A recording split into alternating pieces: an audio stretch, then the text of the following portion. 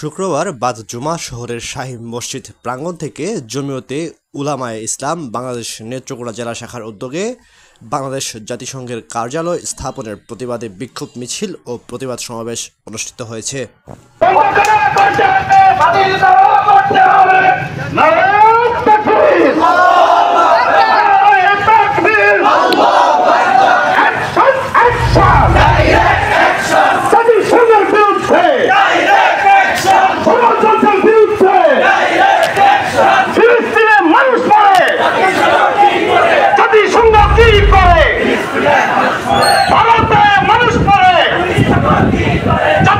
আমাদের রাজনীতি হলো ঈমান আকীদাকে ঠিক রেখে ক্ষমতা যাওয়ার চিন্তা করা।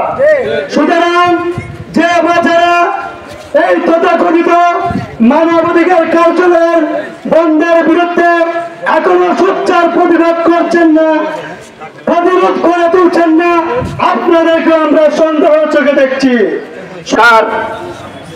আমেরিকাকে খুশি করার জন্য বাংলাদেশের জাতিসংঘের অফিস স্থাপন করতে চাচ্ছে। আপনাকে মনে রাখা উচিত, বাংলার মানুষ রক্ত দিতে জানে। বাংলার ইমানদার তৌহিদি জনতা বেঁচে থাকতে জাতিসংঘের এই কমিশন বাংলাদেশে হতে দেবে না ইনশাআল্লাহ।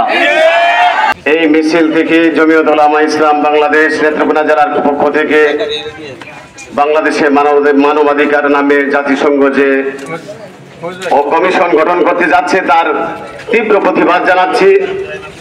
90% মুসলমানের দেশে যারা মানবাধিকার শিখাইতে চায় তাদের প্রতিবাদ জানাচ্ছি। আজকের এই জমিয়তের প্রোগ্রাম থেকে আমরা কোনো ক্রমেই বাংলাদেশের মুসলমান মেনে নিতে পারবো না যে 90% মুসলমানের দেশে তাদের যেখানে 50% যারও সন্তানে ভর্তি, তারা কিভাবে মুসলমানদের দেশের মধ্যে মানবাধিকার সংস্থা স্থাপন করতে চায় আমরা তীব্র প্রতিবাদ জানাচ্ছি।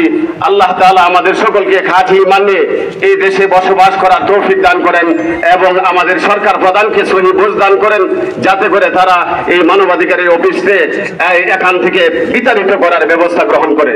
আজকে সারা বাংলাদেশে এই মানবাধিকার কমিশনের কার্যালয়ের বিরুদ্ধে আন্দোলন কেবলমাত্র শুরু।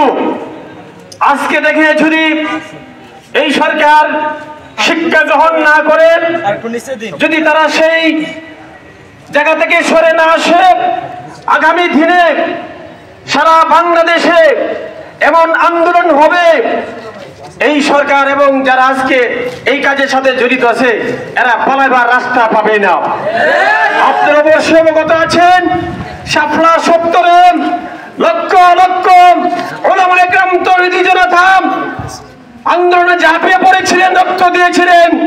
আবার যদি রক্ত দিতে হয় আমরা রক্ত দিব।